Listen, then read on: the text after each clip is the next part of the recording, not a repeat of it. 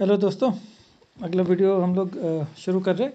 शुरू करने से पहले मैं सिर्फ आपको एक बात बताना चाह रहा हूँ, वो ये कि हम लोग एपिक को कर रहे हैं। ये एक इंग्लिश एपिक है।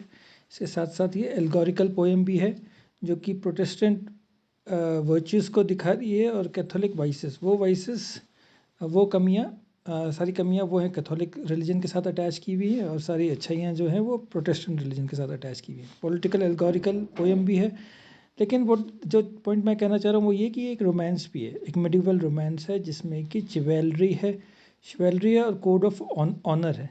सो हमें यहाँ एक नाइट दिखता है जो कि एक एडवेंचर में निकला है, अपनी लेडी लव को पाने के लिए निकला है, but at the same time there will be different adventures जिसको कि वो एनकाउंटर करेगा।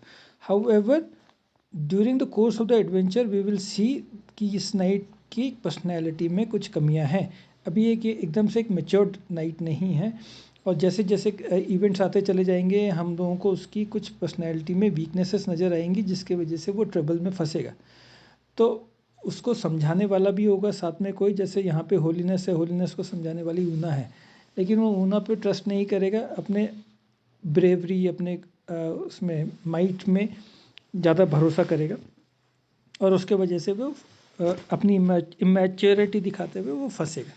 तो फिर किंग ऑर्थर आएगा उसको, जो कि इस समय खुद एक प्रिंस ऑर्थर है, वो आएगा उसको सेव करने के लिए। सो हम अपने नाइट को एडवेंचर करते हुए देखेंगे, बट उसमें प्रूडेंस थोड़ा कम होगा, मिस्टेक करेगा, और मिस्टेक करते हुए फिर इम्प्रूव करेगा अपने आप को। ठीक है, अब लाइन टू लाइन हम लोग पोएम करते हैं, और पैराग्राफ 11 हम लोग शुरू करते हैं। At last resolving forward still to fare, till that some end they find or in our out। तो उन्होंने रिजॉल्व किया कि चलो हम अब आगे चलते हैं, आगे मूव करते हैं, वहाँ तक जाते हैं जहाँ तक कि हम लोग इस रास्ते से बाहर निकल सकें। That path they take, that beaten scene both bear, and like to lead the labyrinth out। और वो पाथ उन्होंने चुना जो उनको सबसे ज़्यादा लगता था कि ये रास्ता उन्हें इस लेबरिंथ से या इस भूल भुलैये से बाहर निकाल सकता है। Which when by track they hunted had throughout, at length it brought them to a hollow cave. और जब वो चलते चले गए और उस रास्ते के ऑलमोस्ट एंड तक पहुँचे, तो उनको एक हॉलो केव मिली वहाँ पे, अमिड द थिकेस्ट वुड। और वो बहुत घना जंगल है, तो बाहर तो वो निकले नहीं, लेकिन एक हॉलो केव के सामने वो आके खड़े हो गए। The champion stout eftsoons dismounted from the courser brave. और अपना चैम्पियन स्टाउट का मतलब होता है ब्रेव। चैम्पियन जो है तुरंत ही घोड़े से निकला, एफरसून का मतलब तुरंत, dismounted from his courses brave. और उसका घोड़ा जो है वो भी ब्रेव है। राणा प्रताप का घोड़ा तो चेतक ही होगा, तो फिर यहाँ पे भी उसका कोर्सेस ब्रेव बताया गया है, घोड़ा उसका ब्रेव बताया गया है। And the dwarf a while his needless spear he gave. और जो डाफ था, जो बौना था, जो कि रीज़न को रिप्रेजेंट करता है, कॉमन सेंस को रिप्रेजेंट करता है, उसको वो नीडलेस स्पेयर, अभी जो भाला उसको नहीं चाहिए था, वो उसको पकड़ा देता है। 12th पैराग्राफ देखते हैं। Be well aware quoth then the lady mild, least sudden mischief ye too rash provoke. तो वो समझदारी की बात करिएगा। हमारा जो नाइट है वो यंग नाइट है, एडवेंचरस है, उसको एडवेंचरस चाहिए, तो वो तो एकदम से नीचे उतर गया, बट वो समझदारी की बात कर रही है। बी वेल अवेयर, थोड़ा संभल के, quoth then the lady mild. और लेडी जो कि जेंटल माइल्ड लेडी है, उसने बोला least sudden mischief ye too rash provoke. और क्या पता आप जो हो एक सडन मिस्चीफ, कुछ एक सडन डेंजर जो है उसको आप प्रोवोक कर दो। टू रैश प्रोवोक, रैश बिना सोचे समझे काम करने से वो मिस्चीफ भी प्रोवोक हो सकता है।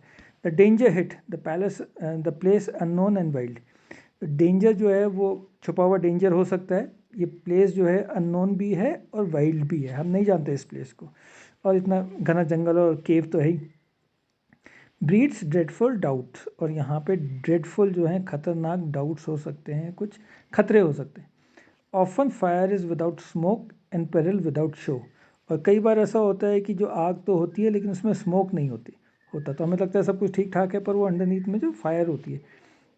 And peril without show, peril का मतलब हो गया डेंजर, लेकिन डेंजर विदाउट शो, बिना बिना कोई दिखता नहीं है, वो डेंजर यहाँ पे हो सकता है। Therefore your stroke sir night withhold, इसलिए आप अपना जो स्ट्रोक है, जो जो मारने आप जा रहे हैं, उसको आप होल्ड करके रखिए sir night, till further trail made, जब थोड़ी सी और जानकारी जब तक नहीं हो जाती तब तक।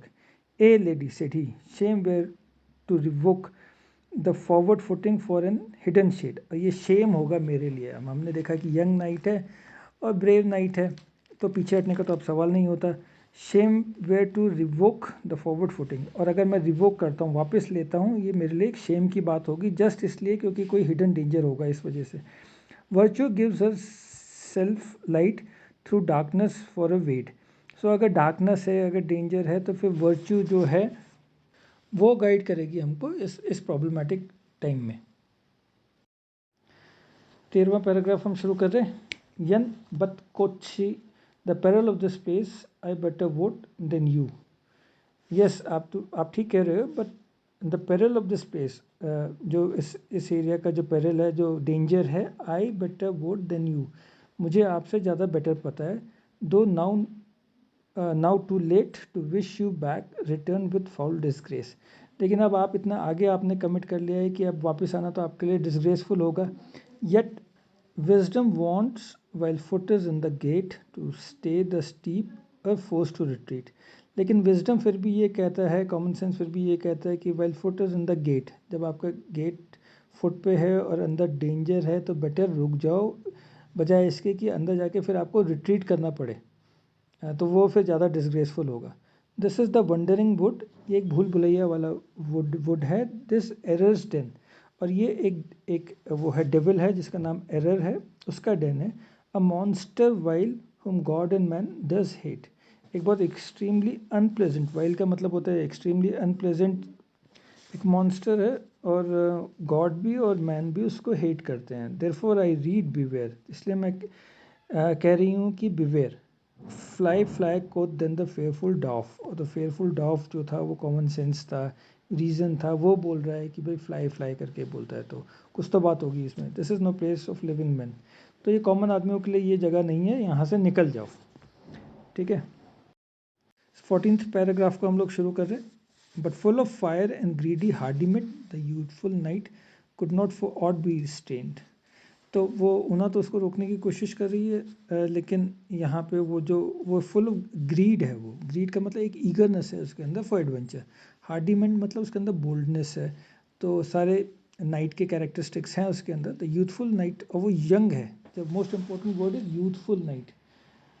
Could not for aught be stayed, कुछ भी चीज़ अब उसको रोकने वाली नहीं थी। But forth unto the darksome hole he went, और वो सीधे गया आगे, वो डार्क केव के अंदर चला गया। And looked in, his glistering armour made a little glooming light, और अंदर गया, अब कंप्लीट डार्कनेस है अंदर, लेकिन उसने जो आर्मर पहना हुआ है वो चमचमाता हुआ आर्मर है, और उसने लिटिल थोड़ी सी ग्लूमिंग लाइट बनाई, उसने लाइट दिखाई वहाँ पे उसकी चमक ने, पर वो थोड़ी सी थी। Much like a shade by which he saw the ugly monster plain, और इतना सा शेड था जिसमें कि उसने वो अगली मॉन्स्टर को प्लेनली देख लिया। Half like a serpent horribly displayed, और जिस तरीके से जो सर्पेंट होता है वो स्प्रेड आउट होता है, उस तरीके से वो वहाँ पे लेटा हुआ था। But the other half that woman's shape retain, लेकिन जो उसका दूसरा हाफ था उसने वुमन का जो शेप था रिटेन किया हुआ था। तो हाफ वुमन है और हाफ सर्पेंट है।